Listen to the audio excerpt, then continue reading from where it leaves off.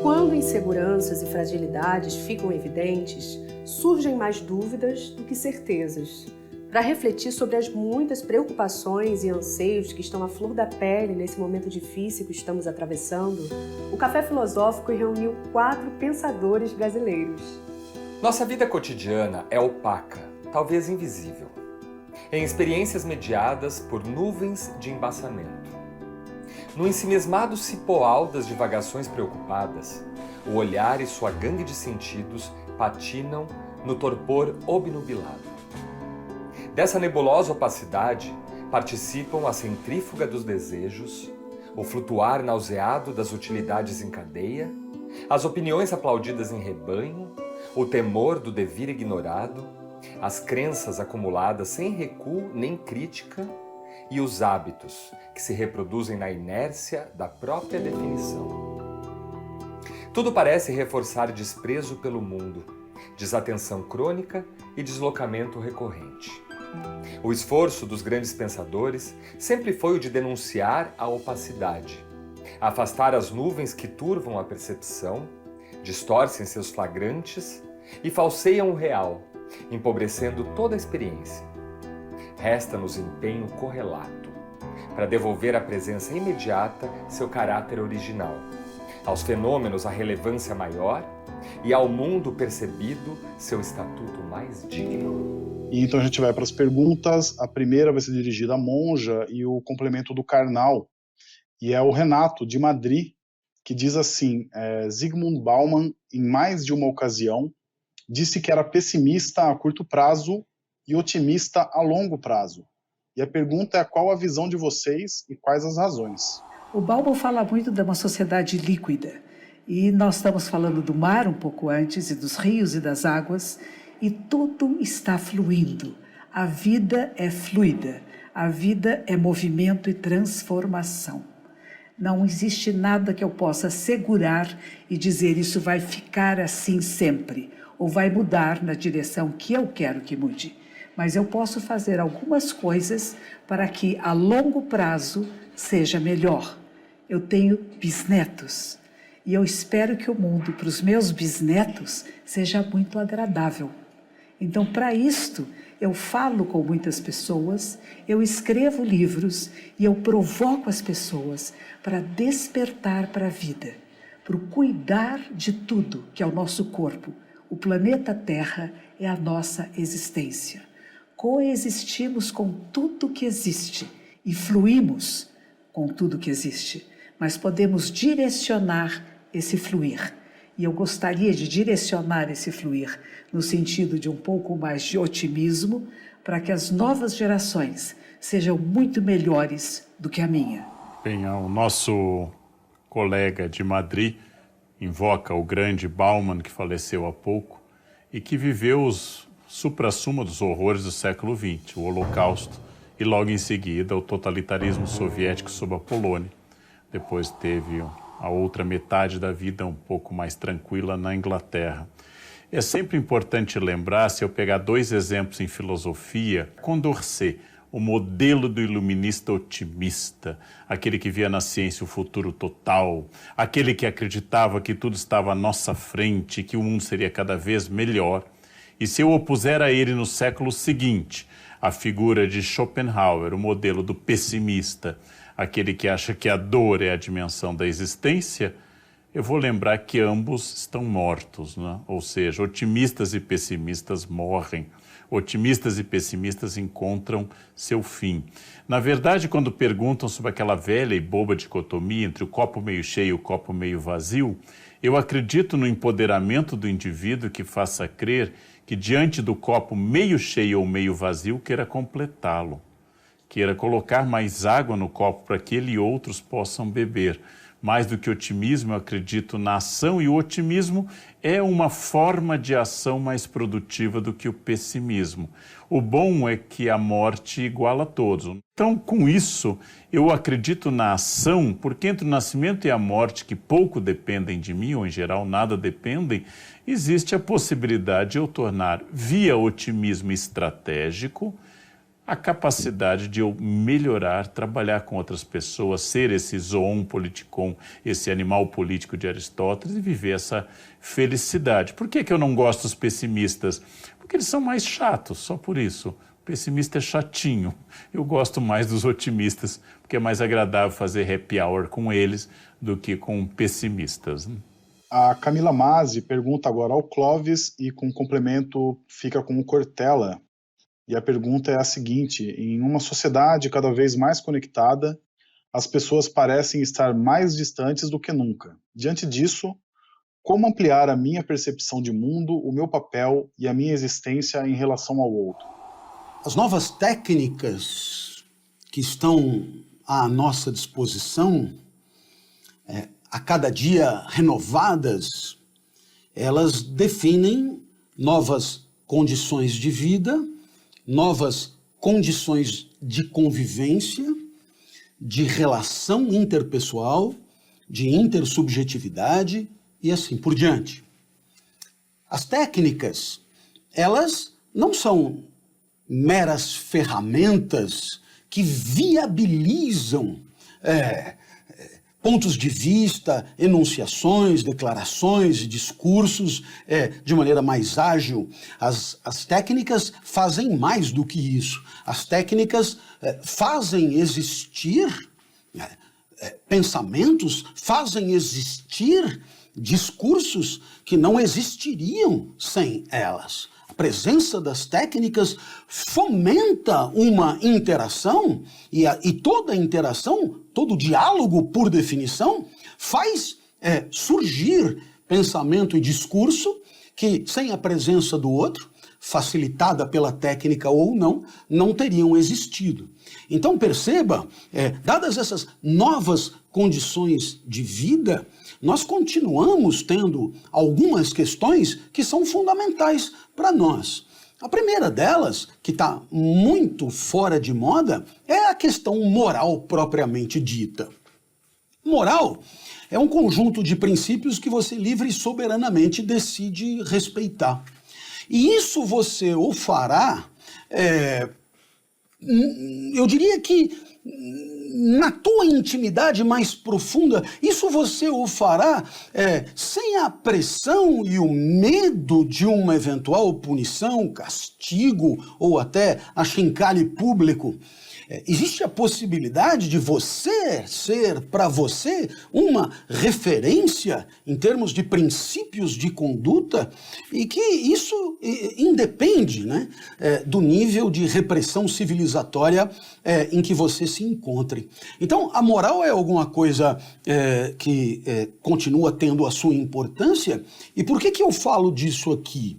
Se você imaginar, né, que existe a possibilidade, mesmo sem nenhum tipo de olhar exterior, de você soberanamente ter se convencido de que certas estratégias, certas condutas que te trariam benefícios, ganhos, prazeres e resultados, elas são para você inaceitáveis, né?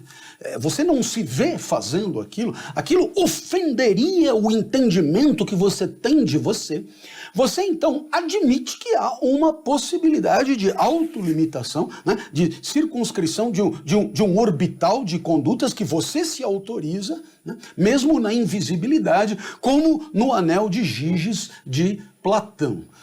Pois muito bem, então, perceba que no caso das relações interpessoais e das relações, eu diria, propriamente sociais, vividas no mundo digital, todas as instâncias repressivas, elas vêm a reboque e elas são caducas, elas são tardias, elas são pelo menos parcialmente ineficazes, né? Por quê? Porque você não consegue resgatar o status quo anterior. Porque ante uma desmoralização digital, né? Ante um cancelamento devastador, as medidas éticas ou jurídicas que possam ser implementadas não permitirão o resgate da situação original. Por essas e por outras, fica claro que a formação moral moral do indivíduo, parece até uma frase antiquada, né? Mas ela nunca foi tão atual. Por quê? Porque no final das contas, debaixo do edredom, né? Ali na tua mais absoluta intimidade e com um notebook ou um celular na mão, você pode provocar verdadeiras hecatombes na vida das pessoas, ou não, dependendo de um entendimento que você tem dos limites da própria ação, dependendo até de uma certa compreensão da tua própria identidade moral. Então, por isso eu te digo, quer dizer, é claro que vivemos no mundo da técnica, vivemos num mundo onde a velocidade, né, das inovações técnicas ela não é acompanhada por nenhuma outra velocidade. Fomos perdendo a capacidade de discutir os fins, perdendo a capacidade de discutir o que queremos para nós, até onde queremos ir, a que humanidade queremos fazer parte, né? Que sociedade queremos deixar para os nossos filhos. Tudo isso foi perdendo relevância, perdendo força, perdendo contundência, em nome de uma hipervalorização dos meios, né? Meios que se movem por eles mesmos, meios que ganham uma lógica intrínseca, mas que desautorizam uma reflexão mais calma sobre, digamos, a sua efetiva pertinência face a fins mais humanistas, digamos assim. E é por isso que eu acho que a questão moral é o grande aspecto a ser ressaltado como contraponto de certos ufanistas. Retomando o título do livro, da monja, no diálogo também comigo, nem anjos, nem demônios. Isto é, se a gente olha toda a tecnologia que hoje aí está, ela não é por si mesma, né, nem angelical e nem demoníaca. Daí que o Clóvis levantou a noção da moral como sendo a construção, inclusive, com a ética de critérios de escolha para que ela possa ser angelical ou demoníaca. Toda a estrutura ferramental, ela pode ter uso múltiplo. E a tecnologia é aquela que permite, essa mesma, que pode ser disseminadora daquilo que é malévolo, que também pode ser disseminadora daquilo que fere, ofende, cancela, destrói, mas é a mesma que aproxima, que permite, por exemplo, que nós estejamos agora, né, numa atividade conjunta, pensando sobre a vida, a existência, a felicidade. Isso significa, não é que vale tudo, significa que as escolhas continuam valendo daquilo que se fará. Aí se diz assim, e o que não depende de nós? O que não depende de nós não é fruto da nossa obra. Aquilo que é o mundo da tecnologia é uma ação humana.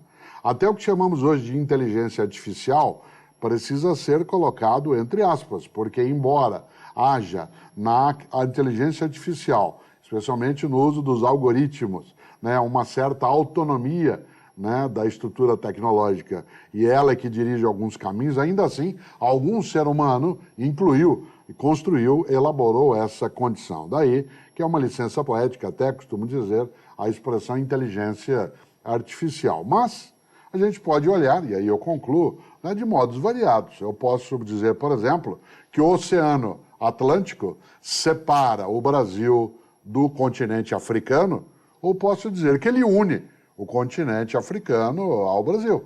Uma coisa que pode afastar também pode ser o polo de união. Será uma questão sempre de escolha, daí não ser fácil, porque toda escolha ela tem não só a responsabilização, como também a possibilidade dentro dela de abdicação. E isso não é tão fácil assim. No próximo bloco, nós temos que pensar que a situação entre os sobreviventes nos incita à ação.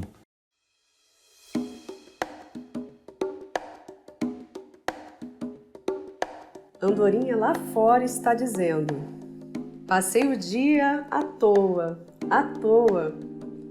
Andorinha, Andorinha, minha canção é mais triste. Passei a vida à toa, à toa.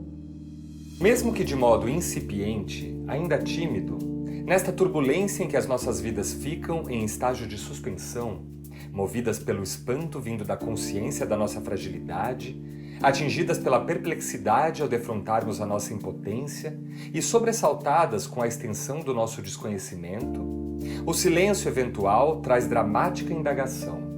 A vida passa, sem dúvida, mas e se ela passar à toa? Agora, em tempos de agonias, as batalhas pela preservação das nossas vidas vêm acompanhadas de uma mescla de aflições que nos rondam e desembocam em uma indagação mais direta e customizada. Esta vida que quero tanto preservar, como tem sido? Como precisa ser? Como farei para que não seja à toa? O Vanderlei Júnior pergunta agora para o Karnal, com o complemento do Clóvis. Como vocês enxergam as tragédias quando lidamos com os sentidos? Situações como a pandemia nos fazem repensar os sentidos que tomamos? Eu tenho uma noção grega de que a tragédia ela pode ser uma ocasião para eu demonstrar a humanidade. Eu gosto muito de uns livros do Nietzsche que ele estuda sobre essa dimensão trágica dos gregos e acho que é preciso recuperar, inclusive, não o gosto pela tragédia, é claro, mas o fato de que existe uma dimensão trágica da existência. A epidemia, por exemplo, que nos atingiu tão duramente, ela é uma dimensão terrível e estamos em situação de que os sobreviventes não estão bem. Existem situações de desigualdade, situações de penúria que atingem mais gente do que aqueles trágicos mortos da pandemia.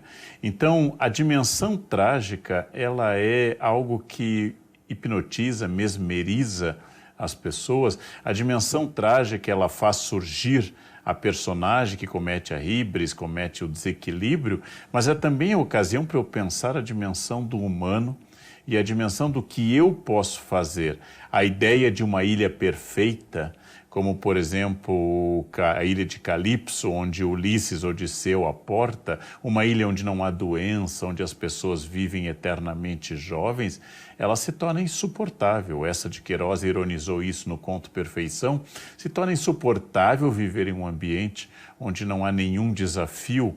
Então é preciso recuperar que, apesar da gente evitar ou querer evitar e lutar contra as tragédias, a dimensão trágica da existência diminui aquele caráter de positividade tóxica que um famoso filósofo coreano-alemão tem destacado em livros como A Sociedade do Cansaço, em que nós estamos cansados por uma exposição meio à la Instagram, em que todo mundo é feliz o tempo todo, com um sorriso que mais parece o sorriso do Coringa, doentio, do que um sorriso beatífico de felicidade. Então não, eu não quero doença, não quero morte, eu quero todo mundo feliz, mas se ao lado da lamentação profunda pelos mortos, pelo luto que todos devemos vestir nesse momento, nós temos que pensar que a situação entre os sobreviventes nos incita à ação e não à reclamação ou apenas a dor, e que o mundo fora das redes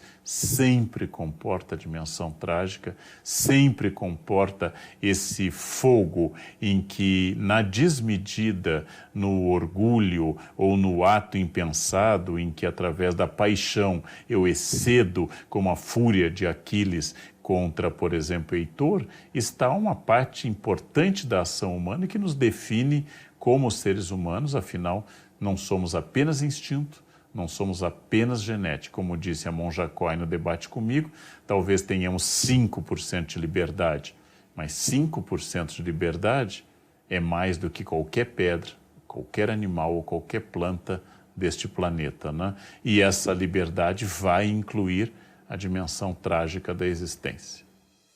O professor Humberto Galimberti, espetacular professor de filosofia italiano, que em alguns vídeos da internet é exuberante na sua didática, propõe que o instinto é uma resposta mecânica e imediata a um estímulo conhecido.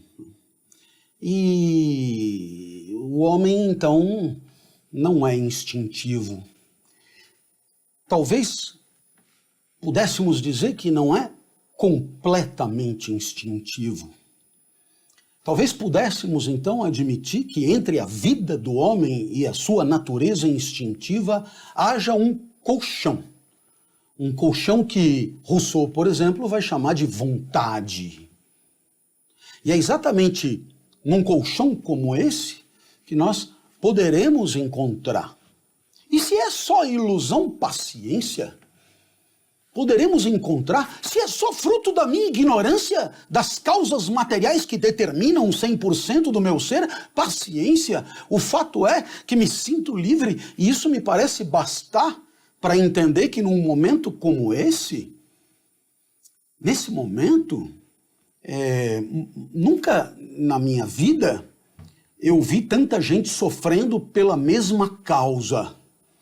E isso, claro, desperta em mim, como o Karnal acabou de falar, um impulso ativo de estar perto das pessoas, do lado das pessoas, proporcionando-lhe aquilo que eu talvez possa fazer de melhor. Né? Sempre tem aquela coisa, mas eu dou a roupa que eu não uso mais, não é? Para os pobres. Por que então você não dá a roupa que você usa? Tá bom. Por que você não dá a roupa que você nem comprou ainda?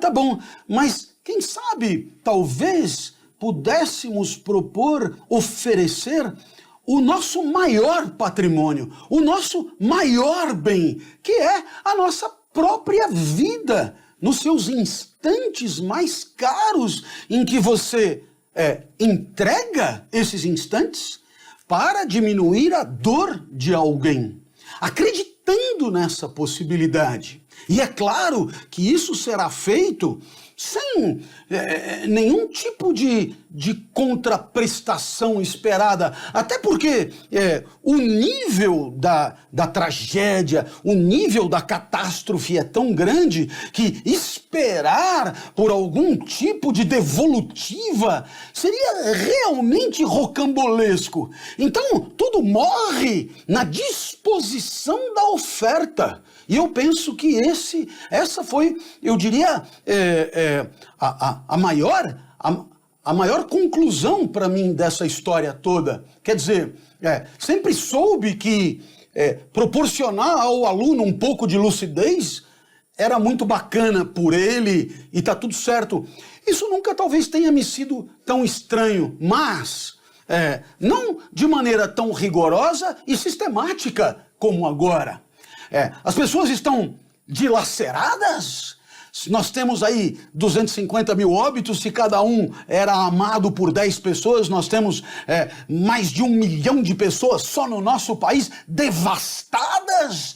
E aí nós vamos, no meu caso, pensar sobre como é que a minha vida terá um sentido maior ou menor. Não, o único sentido plausível para a minha vida é estendendo a mão e diminuindo a dor na medida da minha possibilidade. A morte chegou até dentro da minha casa, a morte chegou no seio da minha família. Portanto, é claro, sei muito bem o que sente aquele que é vitimado, e sei o quanto pessoas capazes de um discurso de bálsamo, um discurso tranquilizador, um discurso de sabedoria, possa ser decisivo numa hora tão devastadora como essa.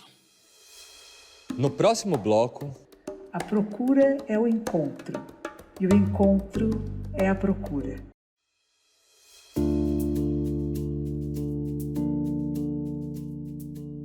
Quando alguém faz por mim a escolha, ela será boa porque obedeci.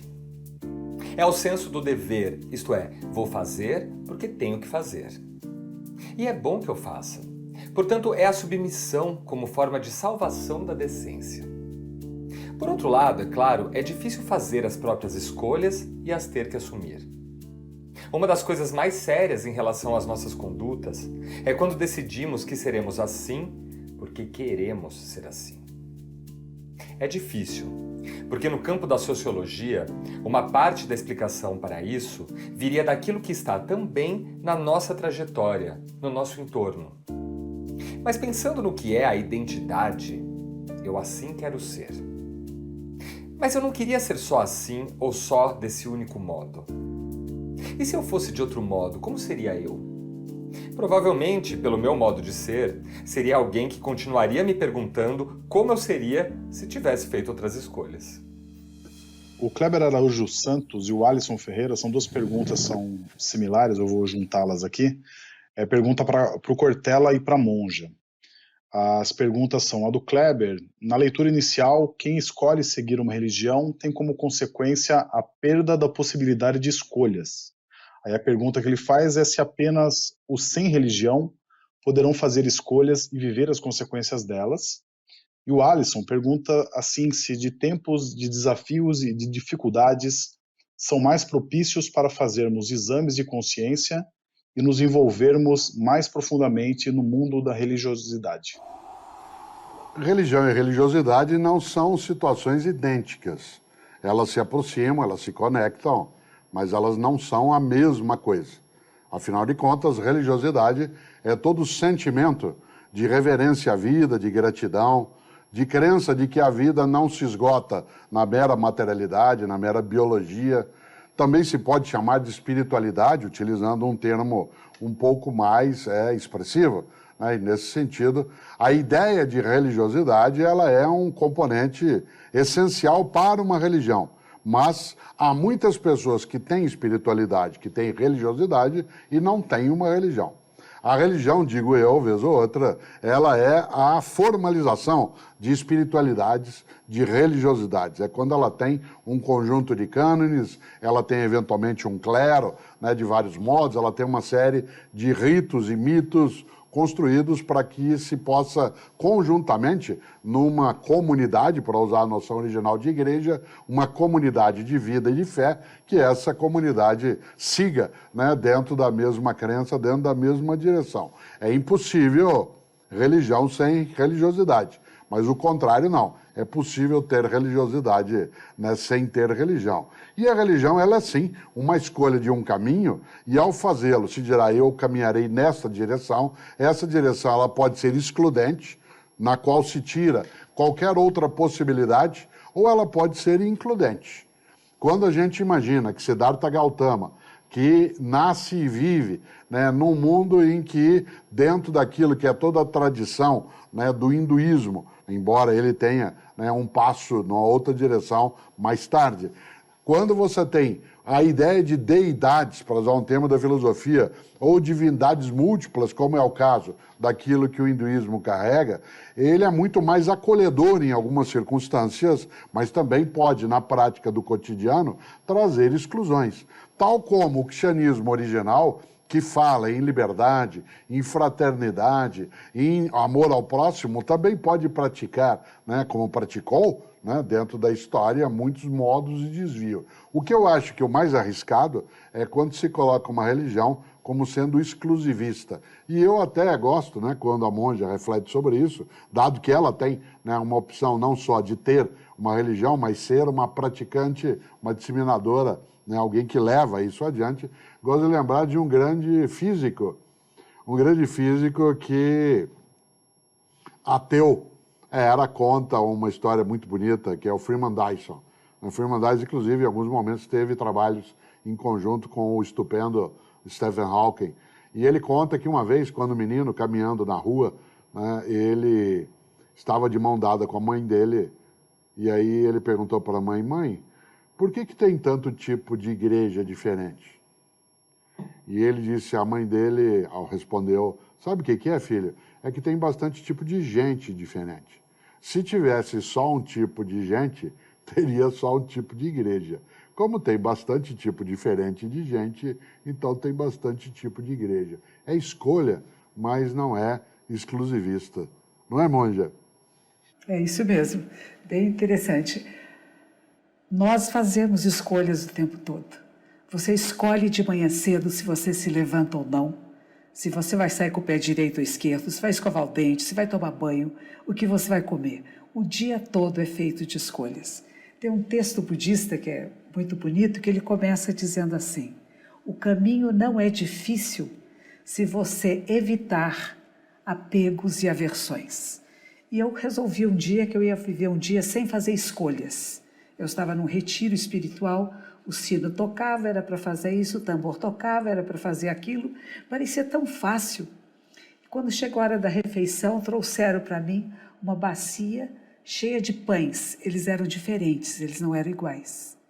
Eu falei, eu não vou escolher. Eu fechei os olhos e peguei um pão. E nesse momento eu falei, estou fazendo uma escolha. Estamos fazendo escolhas o tempo todo. E escolhemos uma tradição espiritual ou outra, dependendo momentos da nossa vida e das nossas afinidades. Não há uma melhor ou uma pior que a outra, mas as afinidades da nossa procura. A procura é o encontro, e o encontro é a procura. Eu adoro essa frase, me disseram que era de um bispo católico argentino. E hoje eu sei que foi do Papa Francisco, quando ele era bispo. É uma joia, né? A procura é o encontro, e o encontro é a procura, ele não cessa. Não é porque eu me tornei uma monja zen budista que a minha procura pela espiritualidade, pela religiosidade, pelas significâncias de tudo acabou. Por mais que eu estude e que me aprofunde, sempre falta alguma coisa.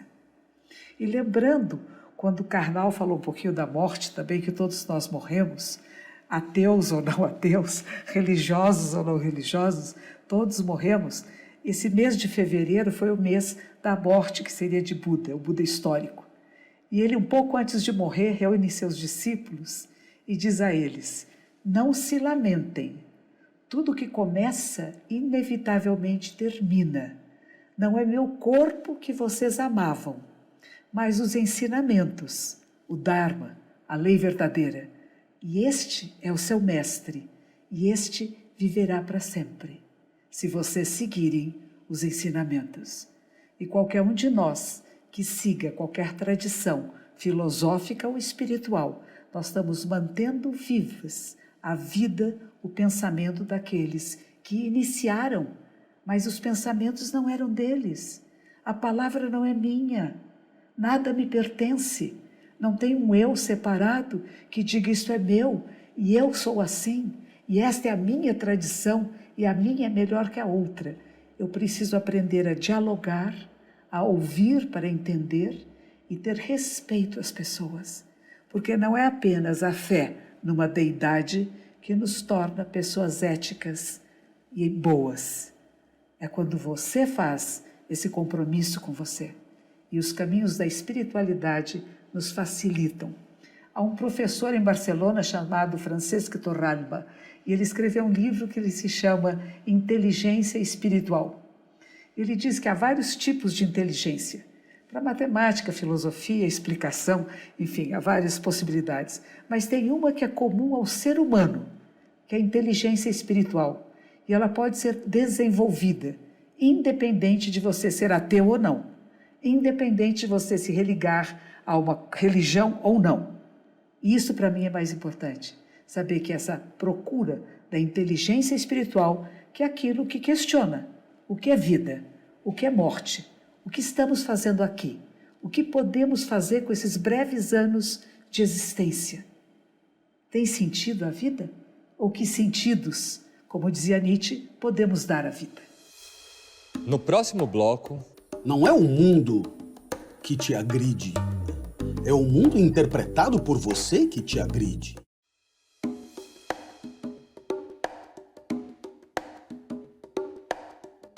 Não precisamos correr sozinhos o risco da aventura, pois os heróis de todos os tempos a enfrentaram antes de nós. O labirinto é conhecido em toda a sua extensão. Temos apenas de seguir a trilha do herói, e lá, onde temíamos encontrar algo abominável, encontraremos um Deus. E lá, onde esperávamos matar alguém, mataremos a nós mesmos. Onde imaginávamos viajar para longe, iremos ter ao centro da nossa própria existência. E lá, onde pensávamos estar a sós, estaremos na companhia do mundo todo. Bem, como vocês foram chamados de Quarteto Fantástico aqui nos comentários da internet, veio uma pergunta que está relacionada ao mundo dos super-heróis. A Adriana Molina, na verdade, o filho dela fez a seguinte pergunta para vocês 4 agora. Se vocês fossem super-heróis do conhecimento, que heróis seriam? Eu acho que já que o quarteto é fantástico, eu seria o Coisa, o It, de pedra. A monja, como é a única mulher desse grupo, seria a mulher invisível. Não sei quem seria o Tocha Humana, quem seria o homem borracha, mas eu acho que a ideia do super-herói é sempre um desejo de expandir a consciência humana e ao imaginar seres extraordinários. Eu prefiro civilizações que não precisam de heróis. Eu compartilho da ideia de Brecht, infeliz o país que necessita de heróis, porque o herói registra uma falta daquilo que nós humanos deveríamos fazer. Eu prefiro pessoas normais, trabalhadoras, falhas, com erros e acertos. Mas, desde a infância, eu imagino o que eu faria, por exemplo, já que o Clóvis citou o anel de Díris em Platão, o que eu faria se eu fosse invisível? Isso, naturalmente, era uma pergunta que a gente debatia na infância sobre o vestiário feminino. O que eu faria com o anel de Giges se eu pudesse ter? E o Clóvis, hein? Esse negócio de fantástico, né? Se é assim para fazer uma alegoria, né? Eu adoraria ir pro lado do humor, sabe? E é uma pena que os patetas fossem 3, né? Porque se eles fossem 4, eu me encaixaria bem no mais tonto deles, porque sempre achei a esperteza meio sem graça.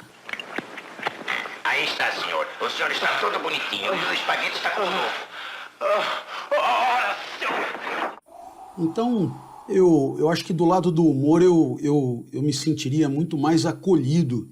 E eu tenho a impressão que o humor permitiria algumas costuras que a sociedade hoje está clamando mesmo, né? A sociedade sangra, ela se dilacera, ela se entreagride, ela se entredevora. E tudo isso, aparentemente, por conta de crenças, né? É interessante porque muitos terão dito, não é o mundo que te agride, né? É o mundo interpretado por você que te agride, né? São as tuas crenças e o significado que as tuas crenças permitem atribuir ao mundo, são essas que te dilaceram, que te destroem, que te arrebentam, né? Então eu penso que o momento é um momento mais do que bem-vindo para que um baixar de guarda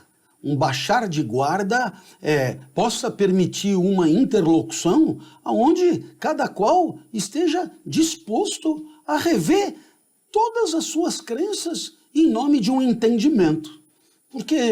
Porque a solidariedade e a generosidade valem muito mais do que ter razão, né? Prefiro perfeitamente estar equivocado em tudo e viver num mundo melhor. E é exatamente nesse sentido que eu penso que o humor teria um papel muito bonito a desempenhar aí. Quando ele falou dos 3 patetas, eu lembrei dos 3 mosqueteiros, que eram 4, porque tinha D'Artagnan. Então, mas o que eu acho que gostei muito do nome do nosso livro, desse 4x4, porque quando eu fui morar no Japão, eu fui morar em Hokkaido, na cidade de Sapporo, e pela primeira vez eu tive um carro que era 4x4. Um carro 4x4 significa que cada pneu tem a sua própria tração nas 4 rodas. Nós podemos ir para todos os terrenos, os mais íngremes, os mais escorregadios, e nós levamos os nossos passageiros para os seus destinos. Então eu acho que nós estamos, cada um de nós, como se fosse um desses pneus num carro 4x4.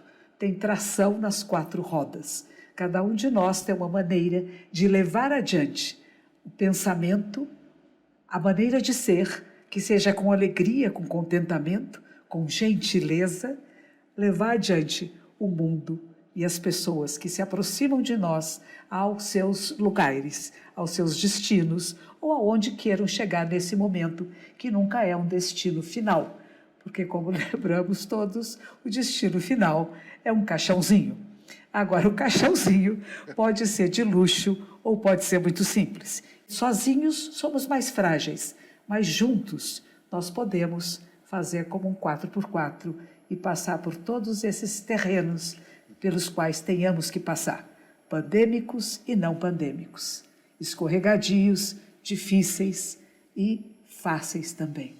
E olha que se eu fosse super-herói, eu seria um antigo que acha que pouca gente se lembra, porque ele não era um super-herói com superpoderes, que era um mandrake. Mandrake, sempre com a sua cartola, né, um fraque, e ele tinha toda uma capacidade de magia, de encantamento. Poderes humanos também de ilusão, mas também de um encantamento positivo. Eu gosto dessa ideia. Me aproxima um pouco, né, aquilo que é a alegria que o Clóvis lembra, né, dos Três Patetas. Gosto daquilo que são os poderes mais fortes nossos, com anéis ou não, mas acho, acima de tudo, que a nossa capacidade de tornar a vida mágica e, de outro lado, capturar a magia que a própria vida traz, mesmo em toda a turbulência, toda a encrenca, acho isso especial, decisivo, né? E é claro, né, se na filosofia se fala dos 4 elementos originais, água, terra, fogo e ar, né, essa ideia de trazer a noção, né, da fantasia, do fantástico, é um afago, assim, imenso. Mas o mandrake, sem dúvida, pelo menos para pegar a cartola, né, e fazer uma debruçada. Precisamos pensar um pouco mais, encontrar pensamentos diferentes, maneiras diferentes de ver a realidade e que todas apontam para o mesmo lugar. Como se nós fôssemos subir no topo de uma montanha e há várias sendas que nos levam até lá, mas o importante é que a gente chegue até lá. Mas não fique só rodando na plataforma e passando, pulando de um lugar a outro, mas que a gente possa escolher entre as várias possibilidades de caminhos que nos levem, porque o topo da montanha era o mais alto que se tinha no passado. Não havia aviões, lembro disso? Não haviam naves espaciais, e era do topo da montanha que a gente pode ter uma visão mais ampla da vida, do mundo e de nós mesmos. Temos uma imagem budista que é um protetor que está no topo da montanha. E para quê? Porque ele vê a si mesmo, como eu estou no mundo, na sociedade, na realidade. Lá estou eu, pequenino, insignificante e ao mesmo tempo poderoso, transformando a realidade. Quando temos genuínos amigos, a chance da vida ser melhor é grande. Penso que a amizade já foi um tema clássico da filosofia. Não tenho recentemente visto muita produção a respeito. E também, eu não sei se é porque no ambiente escolar a questão da amizade é mais candente, mas até mesmo a palavra amigo eu não tenho ouvido com muita frequência. E tenho uma profunda convicção que quando você tem um jardinzinho numa varanda, você tem ali alguma coisa a petiscar e 3 ou 4 bons amigos, eu acho que você já está com metade do caminho andado. Eu só recomendaria o mesmo do meu amado Shakespeare, discurso final do Próspero: somos feitos da mesma matéria dos sonhos. Olha que coisa boa, né? Nós podemos partilhar esse momento, esse tempo e, acima de tudo, fazer algo que também a filosofia auxilia. Ela não é a única rota, não é a única trilha, mas é uma trilha que nos apoia nessa percepção. Por isso, um café filosófico, ele não só na ideia de café agrega a percepção também de união, né, de partilha, mas com a filosofia quase que num momento agápico, para retomar o que antes foi lembrado, nós somos capazes sim daquilo que na vida importa, que é a possibilidade de dar a ela, a existência, uma elevação, né, e não fazemos com que, de algum modo, a vida se reduza, se banalize, se torne descartável. Nesse sentido, é especial, né, a gente entender o viver bem, né, o viver melhor, o bem pensar e, acima de tudo, e aí eu termino, a possibilidade de nós nos encontrarmos. Isso sim, 4x4. Uma frase antiga, sem autoria, diz que não vamos conseguir controlar a direção dos ventos, mas podemos reorientar as velas. O sol não entra o tempo todo, não entra por todos os lados, mas há momentos em que ele entra, e nessas horas a gente tem que ter disponibilidade para permitir que isso aconteça. Como? Tendo clareza do que falavam nossos avós: não há mal que sempre dure, nem bem que nunca acabe. Há uma alternância na natureza em que a um inverno inclemente sucede uma primavera vicejante. São ciclos. Não significa fingir que tudo está bem, mas quando as coisas bem estão, deixar que cheguem. E quando bem não estão, enfrentá-las com serenidade, persistência, paciência e inteligência. Mais reflexões no site e Facebook do Instituto CPFL e no canal do Café Filosófico no YouTube. Saber no imortal não é, entendo eu, uma ameaça, como eu dizia, mas é uma advertência, quase que me orientando Cortella. Não desperdice, não seja tolo, não se apegue àquilo que é banal, não vá a miudezas que aprofundam a ignorância.